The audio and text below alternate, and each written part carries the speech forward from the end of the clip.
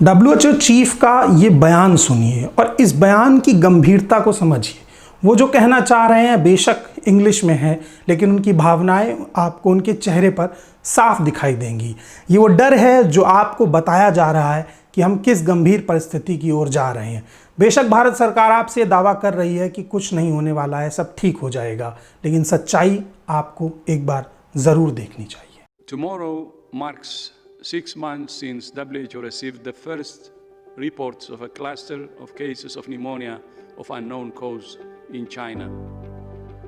The 6 months anniversary of the outbreak coincides with reaching 10 million cases and 500,000 deaths. None of us could have imagined how our world and our lives would be thrown into turmoil by this new virus. All over the world, we have seen heartwarming acts of resilience, inventiveness, solidarity, and kindness. But we have also seen concerning signs of stigma, misinformation, and the politicization of the pandemic. We all want this to be over. We all want to get on with our lives. But the hard reality is, this is not even close to being over. We have already lost so much, but we cannot lose hope. This is a time for renewing our commitment to empowering communities, suppressing transmission, saving lives, accelerating research, and to building the safer, fairer, greener, more inclusive world we all want. पूरा विश्व इस समय corona महामारी से जूझ रहा है। एक तरफ जब हम ये सोचने लगे कि शायद कोरोना अब अपने आखिरी चरण में है और इसकी वैक्सीन बना ली जाएगी, ठीक उसी समय WHO ने ये दावा किया है और ये बात कही है कि कोरोना की दूसरी वेव अब लगभग आनी शुरू हो गई है। आपको बता दें कि सिर्फ कल भर में अमेरिका में 55,000 से ज़्यादा मामले रिकॉर्ड किए गए और ये अब तक की सबसे बड़ी वृद्धि है अमेरिका के भीतर। भारत में पिछले 2 दिनों के भीतर भी ये आंकड़ा 50,000 बढ़ गया है। औसत अगर देखें तो लगभग 4 दिनों में भारत में 1 लाख केसेस बढ़ रहे हैं और 2 दिन में अमेरिका में 1 लाख। कोरोना जिस तरफ जा रहा है वो इसकी सेकेंड वेव है। WHO ने कहा है कि ऐसा संभव नहीं है और हम ऐसा ना भी माने कि कोरोना खत्म हो रहा है।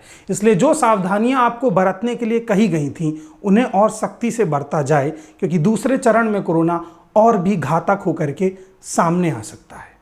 फिलहाल पूरे विश्व में कोरोना के 1 करोड़ 12 लाख से ज़्यादा मामले हैं और लगभग 5,30,000 से ज़्यादा लोगों की मौत हो चुकी है। भारत वो तीसरा देश है जिसमें कोरोना का संक्रमण सबसे ज़्यादा फैला हुआ है। यहाँ लगभग मामले 5.5 लाख के आसपास हैं और मौत का आंकड़ा भी 18-19 हज़ार के बीच में है। लेकिन भारत ने कमाल की बात यह है कि अभी तक कॉन्टैक्ट ट्रेसिंग के ऊपर इतनी बड़ी रिसर्च कर ली है कि उसने अभी ये स्वीकार ही नहीं किया है कि हमारे यहाँ कम्युनिटी ट्रांसमिशन हुआ है। वो देश जो इस महामारी के पायदान में लगभग 20वें-25वें नंबर पर भी आते हैं, वो ये बात स्वीकार चुके हैं कि उनके यहाँ कम्युनिटी ट्रांसमिशन हो गया है। कम्युनिटी ट्रांसमिशन वो स्थिति है जब आपको ये पता नहीं लग पाता है कि किस इंसान को किससे कोरोना संक्रमण हुआ है। इसका दूसरा चरण ये है कि जब आप कोरोना संक्रमित व्यक्ति को जांचते हैं और कॉन्टैक्ट ट्रेसिंग के जरिए ये पता लगा लेते हैं कि वो संक्रमित किस व्यक्ति से हुआ है, तो उस समय ये इस बात स्वीकार ली जाती है कि अभी कम्युनिटी ट्रांसमिशन नहीं हुआ है।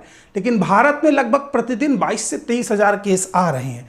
तो क्या इस स्तर पर टेस्ट किए जा रहे हैं कि इन 23 हज़ार केसेस की सारी जांच कर ली गई होगी कि ये कम्युनिटी ट्रांसमिशन नहीं हो पाया है, इनकी कॉन्टैक्ट ट्रेसिंग भी कर ली गई होगी कि कोरोना इनमें फैला कहाँ से है?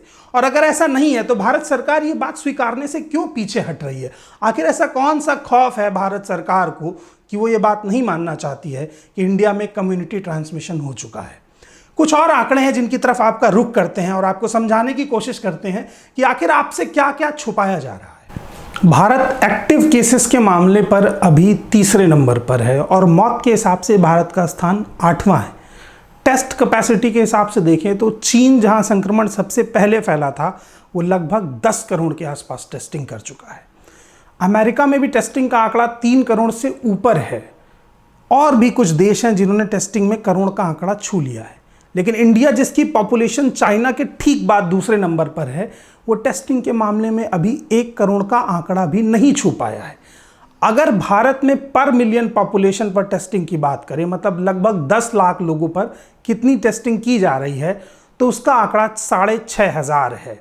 और इस आधार पर अगर भारत की रैंकिंग की बात करें तो हमारा स्थान पूरे विश्व में 121वां है।